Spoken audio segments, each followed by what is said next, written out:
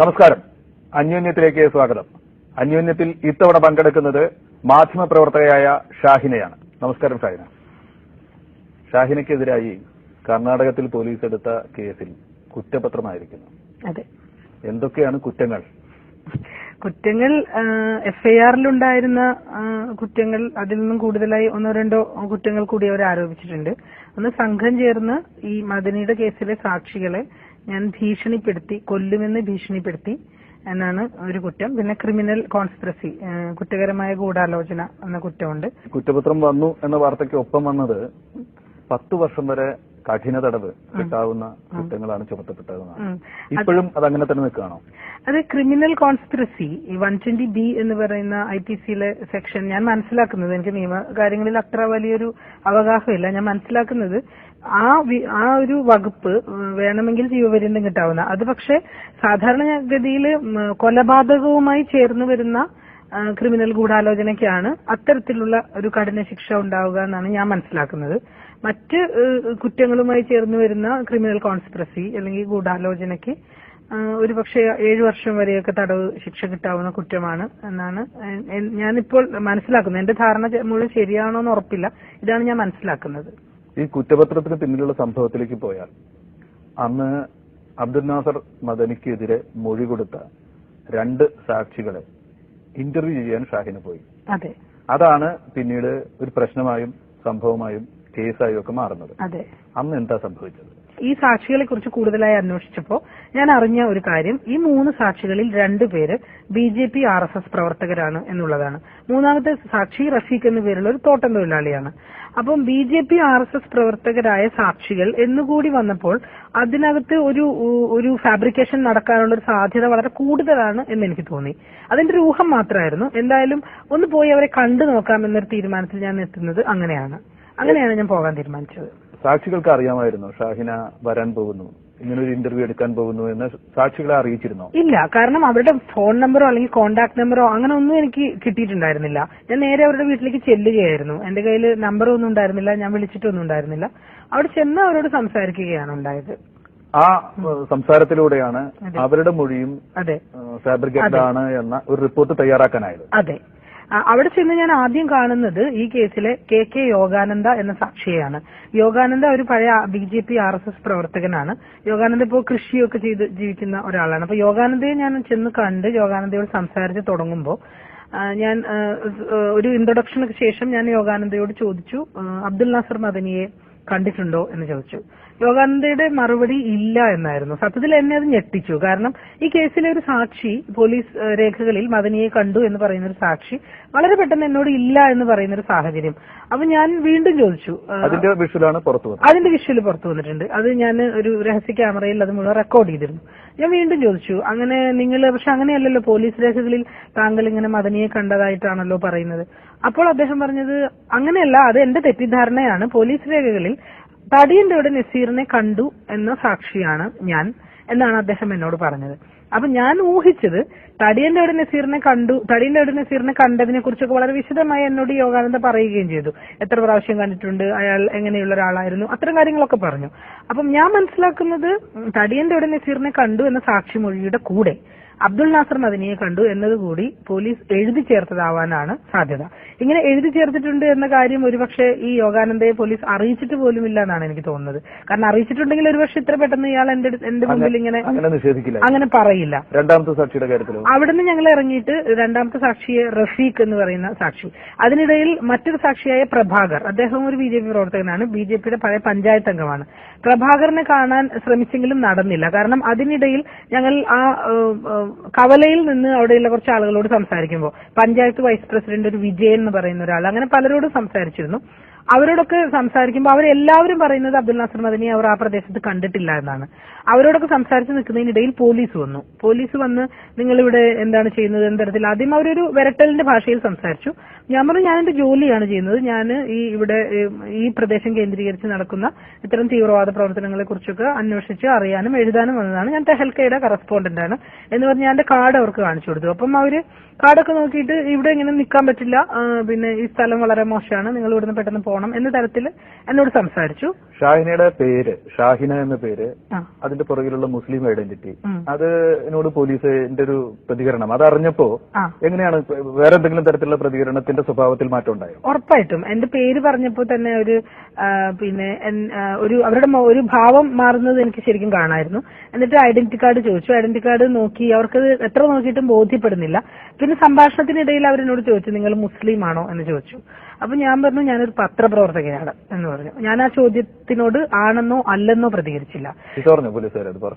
ഇല്ല, കാരണം എനിക്കറിയാം, ഞാൻ കേരളത്തിന് പുറത്ത് ധാരാളം പത്രപ്രവർത്തനത്തിന്റെ ഭാഗമായിട്ടും ഞാൻ കുറച്ചു കാലം ഒരു ഗവേഷണ സ്ഥാപനത്തിൽ ജോലി ചെയ്തിരുന്നു. അതിന്റെ ഭാഗമായിട്ടും ഇന്ത്യയിലെ ഒരുപാട് സംസ്ഥാനങ്ങളിൽ ഞാൻ യാത്ര ചെയ്തിട്ടുണ്ട്. അവിടുത്തെ പോലീസിനെയും ഒക്കെ ഏത് തരത്തിലാണ് പോലീസ് ആളുകളോട് ഇടപെടുന്നത് എന്നുള്ളത് എനിക്കറിയാം. അതുകൊണ്ട് തന്നെ വളരെ തന്ത്രപരമായിട്ടാണ് ഞാൻ പോലീസിനെ സമീപിച്ചത്.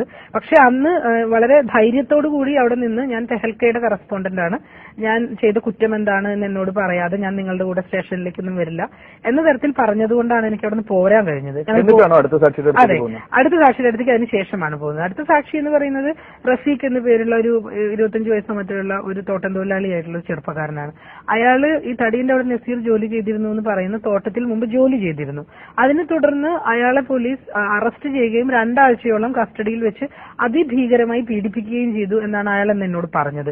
ഇലക്ട്രിക് ഷോക്ക് അടക്കമുള്ള പീഡന മുറകളിൽ അയാൾ കടന്നു പോയിട്ടുണ്ട്. അതിനുശേഷം ഒരു കേസും ചാർജ് ചെയ്യാതെ അയാളെ വെറുതെ വിട്ടു.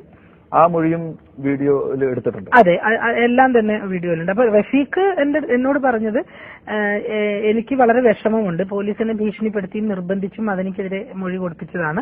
മറ്റേ യോഗാനന്ദയുടെ കേസ് പോലെയല്ല, റഫീഖിനെ അറിയാം, റഫീഖിന്റെ മൊഴി ഇങ്ങനെയാണ്, ഇങ്ങനെ കൊടുത്തിട്ടുണ്ട് എന്നുള്ളതൊക്കെ. അപ്പം റഫീഖ് വിശ്വസിക്കുന്നത്, റഫീഖിന്റെ ഒരു 5 വയസ്സുള്ള ഒരു മകനുണ്ടായിരുന്നു. ആ മകന് ചില രോഗങ്ങൾ ഉണ്ടായിരുന്നു.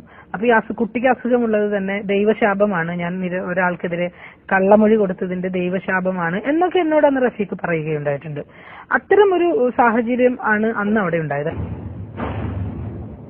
കേസ് വരുന്നു. കർണാടകത്തിലെ പത്രങ്ങളിൽ ഷാഹിനയ്ക്കെതിരെ വാർത്ത വരുന്നു. കേരളത്തിലെ പത്രപ്രവർത്തകര് ഒരുപക്ഷെ ഷാഹിനയുടെ കൂടെ നിൽക്കുന്നു. മാധ്യമങ്ങൾ അത്തരത്തിലൊരു നിലപാട് എല്ലാ മാധ്യമങ്ങളും എടുക്കുന്നില്ല. അങ്ങനെയൊക്കെയുള്ള അനുഭവങ്ങളിലൂടെ കടന്നു പോകുന്നു. ആ കാലത്തെ കുറിച്ച് അതിനുശേഷം ഇവിടെ വന്നതിന് ശേഷം അവിടെ നിന്നുള്ള സുഹൃത്തുക്കൾ എന്നെ വിളിച്ച്, കർണാടകയിലുള്ള സുഹൃത്തുക്കൾ വിളിച്ച് എന്നോട് പറയുന്നത്, അവിടെ ഒരു ഭീകരവാദിയായ ഒരാൾ, ടെററിസ്റ്റ് ആയ ഒരാൾ അവിടെ വന്ന് എന്തൊക്കെയോ വളരെ ഡ്യൂബിയസ് ആയ പ്രവർത്തനങ്ങൾ നടത്തി തിരിച്ചുപോയി എന്ന തരത്തിലുള്ള വാർത്തകളാണ് അവിടെ വന്നത്. അതേസമയം കേരളത്തിലെ പത്രങ്ങളിൽ എന്നെ അമ്പരപ്പിച്ചുകൊണ്ട്, കേരളത്തിലെ പത്രങ്ങളിൽ, മാതൃഭൂമി അടക്കമുള്ള പത്രങ്ങളിൽ വന്നത് ഷാഹിന സാക്ഷികളെ ഭീഷണിപ്പെടുത്തി എന്നാണ്. ഷാഹിന സാക്ഷികളെ ഭീഷണിപ്പെടുത്തി എന്ന് പോലീസ് പറയുന്നു എന്ന് പോലുമല്ല. പിന്നെ ഇങ്ങനെ ഒരു വാർത്ത വന്നപ്പോൾ, വളരെ കാലമായി ഇവിടെ, കഴിഞ്ഞ 10-15 കൊല്ലമായി ഇവിടെ ഒരുമിച്ച് പ്രവർത്തിക്കുകയും ഒരുമിച്ച് പത്രസമ്മേളനങ്ങൾക്ക് പോവുകയും ചായ കുടിക്കുകയും ഒക്കെ ചെയ്തുകൊണ്ടിരുന്നിരുന്ന എന്നെ വിളിച്ച് ഒരു വാക്ക് ചോദിക്കുക പോലും ചെയ്യാതെയാണ് പല പത്രങ്ങളും ഇത്തരത്തിൽ വാർത്ത എഴുതിയത്. അതേസമയം വളരെ പോസിറ്റീവായി ഇത് മാധ്യമ സ്വാതന്ത്ര്യത്തിന് നേരെയുള്ള കടന്നുകയറ്റമാണെന്ന രീതിയിൽ തന്നെ ഈ വാർത്തയെ സമീപിച്ചവരുമുണ്ട്.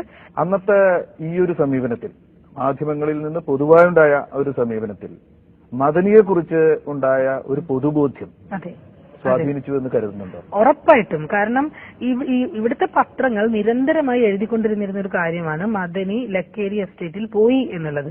മദനി ലക്കേരി എസ്റ്റേറ്റിൽ പോയി എന്ന് പോലീസിനേക്കാളേറെ ഞങ്ങൾക്കറിയാം എന്ന തരത്തിലാണ് ഇവിടുത്തെ മാധ്യമ പ്രവർത്തകർ പലരും പെരുമാറിയിട്ടുള്ളത്. ഞാൻ എല്ലാവരെയും അടച്ചു പറയുകയല്ല, പലരും. ഇത് ഇങ്ങനെ ഒരാൾക്ക് പറയാം, പക്ഷേ പത്രപ്രവർത്തകർ ഒരു കാര്യം പറയുന്നത് തെളിവിന്റെ അടിസ്ഥാനത്തിലാവണം എന്നാണ് ഞാൻ വിശ്വസിക്കുന്നത്. മദനി എന്ന ഒരു വ്യക്തിയും അദ്ദേഹത്തോട് ചേർന്നുണ്ടാവുന്ന സംഭവങ്ങളെ നോക്ക് ഒരു ഭ്രാന്ത് പിടിച്ച രീതിയിൽ കാണുന്ന ഒരു അവസ്ഥയിലേക്ക് കേരളത്തിലെ ജനങ്ങളെ ഇത്തരം പ്രചാരണങ്ങൾ എത്തിച്ചിരുന്നു. മദനിയെ കണ്ടവർക്ക് പ്രശ്നം, മദനിയുമായിട്ട് സംസാരിച്ചവർക്ക് പ്രശ്നം, മദനിയുമൊത്ത് വേദി പങ്കിട്ടവർക്ക് പ്രശ്നം, മദനിയുമൊത്ത് രാഷ്ട്രീയ സഖ്യങ്ങളോ ബന്ധങ്ങളോ ഉണ്ടാക്കാൻ ശ്രമിച്ചവർക്ക് എതിരെ എന്നൊക്കെ തരത്തിലുള്ള അത്തരത്തിലുള്ള ഒരു ഭ്രാന്ത് പിടിച്ച മാനസികാവസ്ഥയിലേക്ക് ഒരു സമൂഹം എത്തുന്നതിനെ കുറിച്ച് ഇപ്പൊ എന്ത് തോന്നുന്നു? ഇപ്പൊ ആ അന്നത്തെ പത്രങ്ങളുടെ ആർക്കീവ്സ് എടുത്ത് പരിശോധിച്ചാൽ അന്ന് മദനിക്കെതിരെ ഉന്നയിക്കപ്പെട്ട ഒരുപാട് ആരോപണങ്ങളുണ്ട് പത്രങ്ങളിൽ വന്നിട്ടില്ല. അതിൽ പത്രങ്ങൾ കൊണ്ടുവന്ന ഏതെങ്കിലും ഒരു വാർത്ത ഇവരാരെങ്കിലും ഫോളോ അപ്പ് ചെയ്തിട്ട് ഇത് കഴമ്പുള്ളതാണ് എന്ന് കൊണ്ടുവരാൻ ഇവിടുത്തെ പത്രങ്ങൾക്ക് കഴിഞ്ഞിട്ടില്ല. ഇത്തരത്തിൽ വ്യാജമായ ഒരുപാട് കാര്യങ്ങൾ കൊണ്ടുവരികയും അന്നത്തെ ഒരു പ്രത്യേക രാഷ്ട്രീയ സാഹചര്യത്തിൽ അതിനെ രാഷ്ട്രീയമായി തന്നെ വളരെ സമർത്ഥമായി ഉപയോഗപ്പെടുത്തുകയും ചെയ്യുന്ന ഒരു സാഹചര്യമാണ് അന്നുണ്ടായത്. ഇത് നമ്മുടെ ജനാധിപത്യ സംവിധാനങ്ങളെ അല്ലെങ്കിൽ ജനാധിപത്യ സംസ്കാരത്തെ എത്രത്തോളം ദോഷകരമായി ബാധിക്കുന്ന ഒന്നാണ് എന്ന് ആലോചിക്കേണ്ട പ്രാഥമികമായ ഒരു ഉത്തരവാദിത്വം മാധ്യമപ്രവർത്തകർക്കുണ്ട് എന്ന് ഞാൻ വിചാരിക്കുന്നു. മാധ്യമപ്രവർത്തകർക്ക് മാത്രമല്ല, ഒരുപക്ഷെ സമൂഹത്തിന് പൊതുവിലും മാധ്യമപ്രവർത്തകർക്ക് വിശേഷിച്ചും. കാരണം ഇത് ജനാധിപത്യത്തിന്റെ നാലാം തൂണാണ് എന്നാണല്ലോ പറയുന്നത്. ഈ കേസ് വന്നതിന് തൊട്ട് പിന്നാലെ പീഡനത്തിന്റെ ഒരു അനുഭവമായിരുന്നു, ഒരു പീഡാനുഭവമായിട്ടാണ് അത് ഷാഹിനയ്ക്ക് മാറിയത്. അതെ, ആഴ്ച തോറും, അതോ രണ്ടാഴ്ച കൂടുമ്പോ കർണാടകത്തിൽ ചെല്ലുക, പോലീസ് സ്റ്റേഷനിൽ ചെന്ന് ഒപ്പിടുക തുടങ്ങിയ ഇത് നേരിടേണ്ടി വന്നു. ആ ദിവസങ്ങളെ കുറിച്ച് ഈ പോലീസിന്റെ ഇന്ററോഗേഷൻ എന്ന് പറയുന്നത് എന്താണ് എന്ന് ഞാൻ പറയും, ഇവിടുത്തെ മാധ്യമപ്രവർത്തകർ ആരും അത് അനുഭവിച്ചിട്ടില്ല എന്ന് ഞാൻ പറയും. പോലീസിന്റെ ചോദ്യം ചെയ്യൽ എന്ന് പറയുന്നത് പോലീസ് ആഗ്രഹിക്കുന്ന ഒരു കാര്യം, അവർ പറയാൻ ആഗ്രഹിക്കുന്ന കാര്യം നിങ്ങളെ കൊണ്ട് പറയിപ്പിക്കുക എന്നതാണ് പലപ്പോഴും ഇത്തരം കേസുകളിൽ ഇന്ററോഗേഷൻ. ഇത് ജെനുവിൻ അല്ലാത്ത കേസുകളിൽ പലപ്പോഴും പോലീസിന്റെ ചോദ്യം ചെയ്യൽ എന്ന് പറഞ്ഞാൽ അതിങ്ങനെയാണ് സംഭവിക്കുക. നിങ്ങളുടെ തലയിൽ അവർ ഒരു പുഴുവിനെ കൊണ്ടുവെക്കുന്ന പോലെയാണ്, നിങ്ങളുടെ തലച്ചോറിൽ. ആ പുഴു അവിടെ ഇങ്ങനെ അരിച്ചരിച്ച് നടക്കുമ്പോൾ കുറച്ചു കഴിഞ്ഞാൽ നമുക്ക് തന്നെ നമ്മളെ തന്നെ കോൺട്രഡിക്ട് ചെയ്യുന്ന ഒരു സാഹചര്യം. അതായത് ഇപ്പം ഒരു ഉദാഹരണം പറയാം. നിങ്ങൾ പോകുന്ന വഴിക്ക്, എന്നോട് ചോദിച്ചൊരു ചോദ്യം, നിങ്ങൾ പോകുന്ന വഴിക്ക് ഒരു 10 മിനിറ്റ് നിങ്ങൾ വഴിയിൽ ഒരു സ്ഥലത്ത് നിർത്തിയിരുന്നല്ലോ. അപ്പൊ ഇതൊക്കെ ഒന്ന് കുറെ കാലം, ഒരു 6-7 മാസം മുമ്പ് കഴിഞ്ഞു പോയ കാര്യമാണ്. അപ്പൊ ഞാൻ ഒരുപാട് ആലോചിച്ചു എവിടെയാണ് നിർത്തിയത്. അപ്പൊ ഞാൻ ഇല്ല, അപ്പൊ നിർത്തിയിരുന്നു. അപ്പൊ പിന്നെ അവർ തന്നെ പറയും നിങ്ങൾ ചായ കുടിക്കാൻ എന്ന സ്ഥലത്ത് നിർത്തിയിരുന്നു. അപ്പം ഇതിൽ നിന്ന് നമുക്കുണ്ടാവുന്ന ഒരു പ്രശ്നം, ഈ ചായ കുടിക്കാൻ നിർത്തി എന്നിടത്ത് ഇവരിത്ര ഊന്നൽ കൊടുക്കുന്നത് അവിടെ എന്തോ ഒരു പോലീസ് അവിടെ എന്തോ ഒന്ന് കുത്തിപ്പൊക്കി അവിടെ നിന്ന് എന്തോ ഒരു വ്യാജമായ തെളിവ് ഉണ്ടാക്കാനുള്ള ഒരു ശ്രമമാണ് അവർ നടത്തുന്നത്. ഇങ്ങനെ ചോദ്യം ചെയ്യുമ്പോൾ ഉണ്ടായിരുന്ന പീഡനം മാനസിക പീഡനമല്ലാതെ ശാരീരികമായ പീഡനം ഉണ്ടാവുകയോ അങ്ങനെ ഉണ്ടാവും എന്നുള്ള ഒരു ഭീഷണി തരികയോ ചെയ്തു? അതൊരിക്കലുമില്ല. ഈ ഒരു ചോദ്യം ചെയ്യൽ തന്നെ മതിയായ ഒരു പീഡനമാണ്. ആ സമയത്തൊക്കെ കേരളത്തിൽ നിന്നുള്ള ഒരു പൊതുപിന്തുണ ഇല്ലാന്ന് തോന്നിയിട്ടുണ്ടോ? ഈ സംഭവം ഉണ്ടായ ഉടനെ ആദ്യത്തെ ദിവസങ്ങളിൽ ഞാൻ വിളിച്ചപ്പോൾ ഷാഹിന പറഞ്ഞത്, എന്നെ ഇപ്പൊ പലരും വിളിക്കാറില്ല, നിങ്ങൾ വിളിച്ചതിന് നന്ദി എന്നാണ് ആദ്യം പറഞ്ഞത്. അതെ, വിളിക്കണമെന്ന് വിളിക്കുമെന്ന് കരുതിയിരുന്ന പലരും വിളിക്കുന്നില്ല. അത്തരത്തിൽ ഒറ്റപ്പെട്ടു എന്നൊരു തോന്നൽ ആദ്യ സമയത്തുണ്ടായിരുന്നു. കാരണം പലപ്പോഴും മാധ്യമങ്ങളുടെ ഭാഗത്താണെങ്കിൽ ഒരു വലിയ നിശബ്ദതയായിരുന്നു. പിന്നെ ഞാൻ പ്രതീക്ഷിച്ച ഒരു സപ്പോർട്ട് ആദ്യഘട്ടത്തിൽ രാഷ്ട്രീയ പാർട്ടികളുടെ ഭാഗത്തുനിന്ന് ഒന്നും തന്നെ ആദ്യഘട്ടത്തിൽ ഉണ്ടായിരുന്നില്ല. പതുക്കെയാണ് അവര് ഇതിലേക്ക് വന്നത്. പക്ഷെ അതിനു മുമ്പ് തന്നെ പത്രാധിപന്മാരുടെ ഒരു പ്രസ്താവന അതൊക്കെ ഉണ്ടായിരുന്നു. പത്രപ്രവർത്തക യൂണിയൻ സജീവമായി ഇടപെട്ടിരുന്നു. പക്ഷേ എനിക്ക് തോന്നിയത് ഈ കേരളത്തിൽ ഇത് മനസ്സിലാക്കപ്പെടേണ്ട ഒരു അർത്ഥത്തിൽ മനസ്സിലാക്കപ്പെട്ടിട്ടുണ്ടോ എന്നുള്ളൊരു സംശയമാണ് എനിക്കുള്ളത്. ഇത് ഏതൊരു മാധ്യമപ്രവർത്തകന്റെയും തലയിൽ വരാവുന്നതാണ്. ഒരു സോഴ്സിനെ അന്വേഷിച്ചു പോയാൽ നമ്മളൊരു ക്രിമിനൽ കേസിൽ പെടുകയും നമ്മുടെ 10-15 വർഷങ്ങൾ നമ്മൾ അതിന്റെ പുറകെയാവും എന്നൊരവസ്ഥ ഇതുവഴി ഉണ്ടാവുന്നുണ്ട്. അതെ. ഇത് പിന്നെ മാത്രമല്ല, എനിക്ക് ഞാൻ ഒരുപാട് പാഠങ്ങൾ ഇതിൽ നിന്ന് പഠിച്ചിട്ടുണ്ട്. എനിക്ക് മനസ്സിലായ ഒരു കാര്യം, ഇവിടുത്തെ പല മാധ്യമപ്രവർത്തകരും ഈ പിന്നെ രഹസ്യമായും ഒക്കെ പറഞ്ഞ് ഞാൻ കേട്ടിട്ടുള്ള ഒരു കാര്യം, ഷാഹിന അവിടെ പോയി പോലീസിനോട് തട്ടിക്കേറിയിട്ടുണ്ടാവും, അതുകൊണ്ടായിരിക്കും പോലീസ് കേസെടുത്തിട്ടുണ്ടാവും. ഷാഹിനയ്ക്ക് പൊതുവെ കുറച്ച് പിന്നെ അഹങ്കാരം കൂടുതലാണ്. അപ്പൊ അവിടെ പോയി പോലീസിനോട് തട്ടിക്കേറിയിട്ടുണ്ടാവും. അത് കേൾക്കുമ്പോൾ സത്യം എനിക്ക് ചിരിയാ വരുന്നത്. കാരണം തട്ടിക്കേറിയാൽ കേസെടുക്കുന്ന പോലീസിനെ ഇവർ കണ്ടിട്ടുള്ളൂ. ഇത് എന്നോട് ഈ വാചകം പറഞ്ഞത് കേരളത്തിലെ ഒരു പോലീസ് ഓഫീസറാണ്. കേരളത്തിലെ ഒരു IPS ഓഫീസർ എന്നെ ഇങ്ങോട്ട് വിളിച്ചു പറഞ്ഞു, നിങ്ങളെ കുറിച്ച് പത്രക്കാരുടെ അഭിപ്രായം ഇതാണ്. എനിക്ക് അവരോട് സഹതാപമാണ്. കാരണം അവർ ഞങ്ങളെയൊക്കെ കണ്ടിട്ടുള്ളൂ. തട്ടിക്കേറിയാൽ പിന്നെ തിരിച്ച് അങ്ങോട്ട് ചൂടാവുന്ന പോലീസിനെയോ അല്ലെങ്കിൽ കേസെടുക്കുമെന്ന് ഭീഷണിപ്പെടുത്തുന്ന പോലീസിനെയൊക്കെ ഇവർ കണ്ടിട്ടുള്ളൂ. യഥാർത്ഥ പോലീസ് ഭീകരത എന്താണെന്ന് അറിയണമെങ്കിൽ കേരളത്തിന് പുറത്തിറങ്ങി നിന്ന് നോക്കണം എന്ന്. അങ്ങനെയും ഒരു പോലീസ് ഭീകരത ഉണ്ടായിട്ടുണ്ടല്ലോ അല്ലേ പുറത്തെവിടെ പോയപ്പോ? ഞാനൊരിക്കൽ ഒറീസയിൽ പോയപ്പോ അതിൽ പോലീസ് ഭീകരതയല്ല, മാധ്യമ ഭീകരതയാണ്. ജനയുഗത്തിന്റെ റിപ്പോർട്ടർ. ഞാൻ ജനയുഗത്തിന്റെ റിപ്പോർട്ടർ ആയിരിക്കുന്ന കാലത്ത് ഒറീസയില് പോസ്കോ വിരുദ്ധ സമരം നടക്കുന്ന സ്ഥലത്ത് ഞങ്ങൾക്ക് ഡൽഹിയിൽ നിന്നുള്ള ഒരു 5 മാധ്യമപ്രവർത്തകരായ 3 പേരും വേറെ 2 ഗവേഷകരായിട്ടുള്ള 2 പേരും, അങ്ങനെ ഞങ്ങൾ 5 പേര് ഒറീസയിൽ പോയ സമയത്ത് ദിങ്കിയ എന്ന് പറയുന്ന സ്ഥലത്ത്. അപ്പൊ അവിടെ ആദിവാസികളുടെ കൂടെയാണ് ഞങ്ങൾ 2-3 ദിവസം താമസിച്ചത്. അത് കഴിഞ്ഞ് അവിടെ ഒരു പൊതുയോഗം നടക്കുന്നിടത്ത് ഞങ്ങൾ ചെന്നപ്പോൾ അവിടുത്തെ പത്രപ്രവർത്തകർ വന്ന് ഞങ്ങളെ പരിചയപ്പെട്ടു.